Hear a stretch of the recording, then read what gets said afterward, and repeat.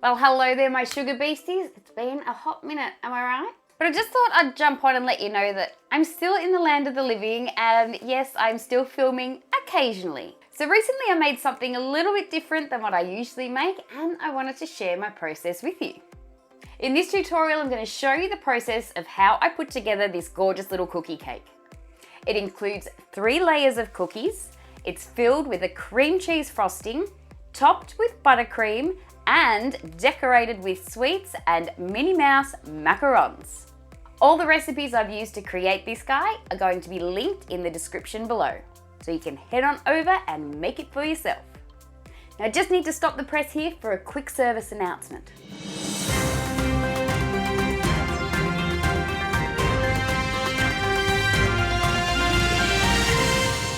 First and foremost, I have to send you a giant thank you. While I've been away, my channel's done a thing. If you didn't notice, at the top of my channel, you'll see I've reached 5,000 subscribers. I know, right? What the? So guys, thank you so much for your ongoing support while I'm having my little break. It is appreciated more than you know. Secondly, this is a little shout out for the sneaky squirrel who nominated me for the Australian Cake Artists and Decorators Association Award for Best Online Teacher. You could have blown me down with a feather when I realised that I'd been nominated for the award. But not only that, I've now made it into the finalist category for that award, so thank you so much once again. I can't express how grateful I am.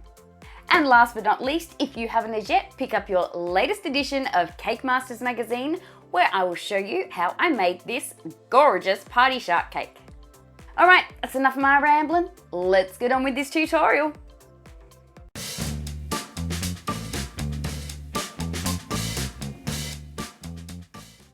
So the first thing I did was made the macarons. So I've printed out a template of some Mickey Mouse macarons that I'm going to turn into Minnie Mouse macarons, put them on a baking tray and thought that's too deep. So I flipped the baking tray over, put the template on top, and on top of that put some baking paper. Now I've coloured some macaron batter in black and some macaron batter in a flesh tone, and then using piping tips I've just followed that template with the batter.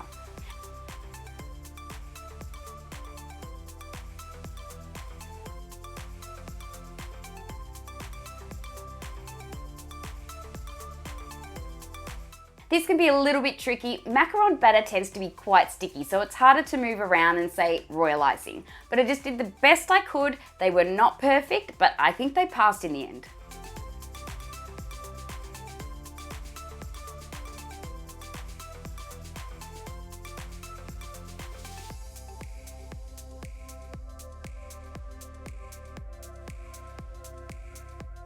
I actually used the tip of the piping bag to swirl the batter around a little bit just to reach in all the edges. I was so scared that these were going to be too thin and I wasn't going to get feet on these macarons, but I got feet on them and I was super happy. I'm also using a scribe just to move that batter around if I need to. Then of course I went ahead and did the rest of them. This was actually a really soothing process. I really enjoyed doing this part. Terrified that they weren't going to work, but I enjoyed it.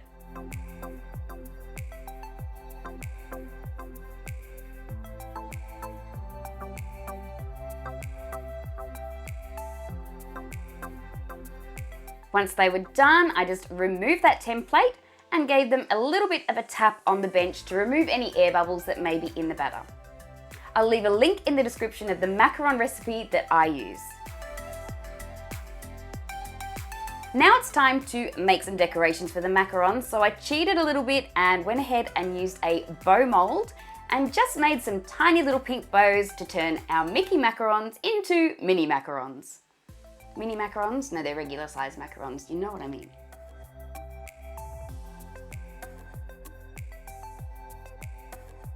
It was as simple as that. They weren't technically Minnie Mouse bows, but they worked. Now, once my macarons were cooked and cooled, I used my Fractal Colours black edible pen and added a little nose, some little eyes, and some little eyelashes. Excuse my giant head.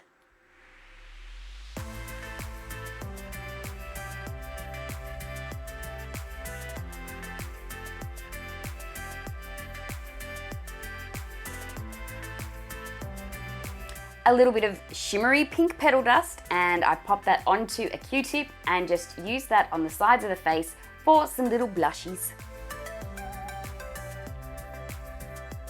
I used a little bit of piping gel at the top of the head and attached the bows to that. Then I took my white fractal edible colour pen and made some polka dots on the bow. And that was it, guys. That's how I made my Minnie Mouse macarons. Set them aside and let's move on. Okay, so I'm just using a regular sugar cookie recipe for this cookie cake. You could use other cookie recipes, but this one I know is a non-spread and it keeps its shape, which is why I used it, and it ended up being delicious. Rolling it out using spacers to make sure that my cookie dough was all the same thickness. And I used thinner spacers than I generally do for a normal cookie. I wanted these cookies to be a little thinner. Now I printed out a template of a number 5 and just did a poor man's laminate on it. I just put some clear contact paper over the top, cut around it, and used that as a template to cut out my cookie dough. Of course, you can do letters, numbers, shapes, whatever you like.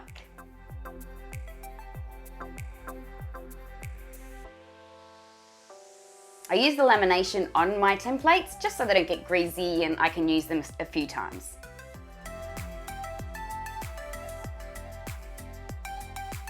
If you can hear that buzzing in the background, I apologise. I've forgotten to turn my fridge off. Gently remove that template and it's time to bake the cookie.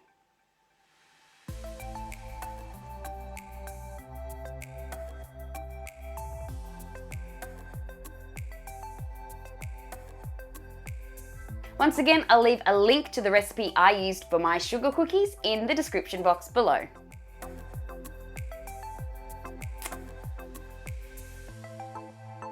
Just checking placement on my board, and yep, you are guaranteed to at least break one of your cookies because they're so huge, but they go back together just fine. So I'm just using a little bit of buttercream on the base of my cookie, and that helps it stick to the board so it doesn't move around.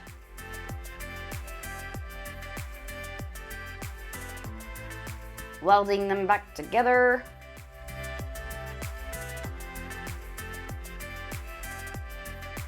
With some cream cheese frosting, I use a large round piping tip and firstly go around all the perimeter of the cookie.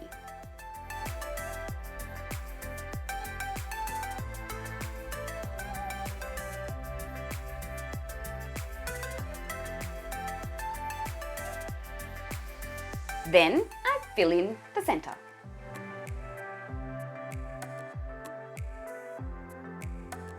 Once again, I'll put a link to the recipe I use for my cream cheese frosting in the description below. This particular recipe does pipe really well. Once that was done, I very gently placed another cookie on top and lined it up to make sure it was all, you know, even and stuff. Went ahead and did exactly the same thing with the cream cheese frosting as I did with the base cookie. Man, I wish I piped that fast in real life.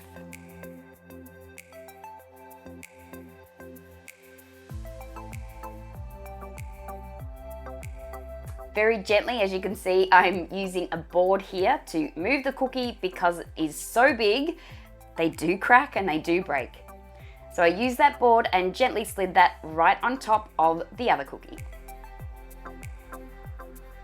Give it a little nudge to line it up.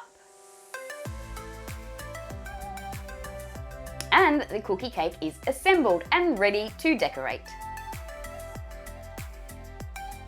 Then it was time to make it look pretty, so I've taken some Swiss meringue buttercream. I will put a link in the description below, yet again, of my recipe.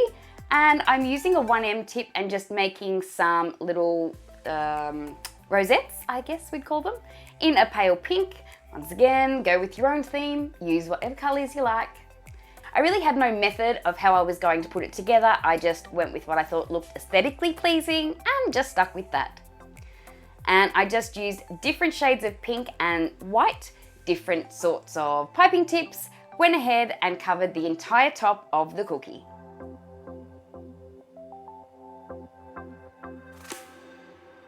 Now, I've got to admit, once I'd finished this, I was really apprehensive to put anything else on it because it looked so pretty done just with buttercream. You could keep it like that, but I was still really happy with how it turned out in the end.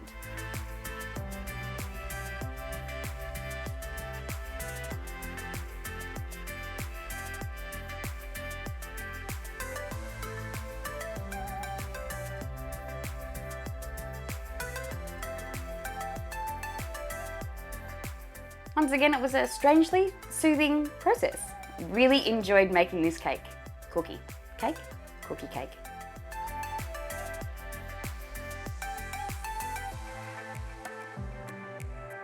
See what I mean? How pretty does that look? Just on its own. Now I went ahead and I used some of that buttercream to fill my macarons, pop them together and then place them on top of the cookie. Cookie cake. Cookie cake. With a variety of different white and pink sweets, I popped them around the cake also. I bought so many of them and only ended up using a few because I didn't want it to look too busy, but it worked really, really well. Better to have too many than not enough.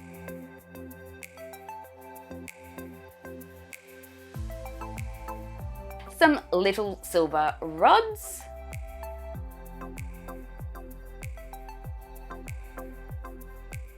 And that was it. Actually, it wasn't it. I put some glitter on it too, you know.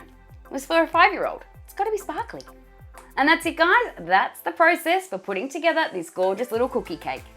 Gotta say, I really, really enjoyed making this. It was such a difference from making an actual cake. It was just a little bit more freeing. I really loved it. Like I said, I'll put the recipes for all of the components that I used to put this cookie cake together in the description box below. I want to thank you all so much again for being such an amazing community. I really am so humbled. Your support and understanding whilst I'm having my cake hiatus is so appreciated. I can't put into words how grateful I am.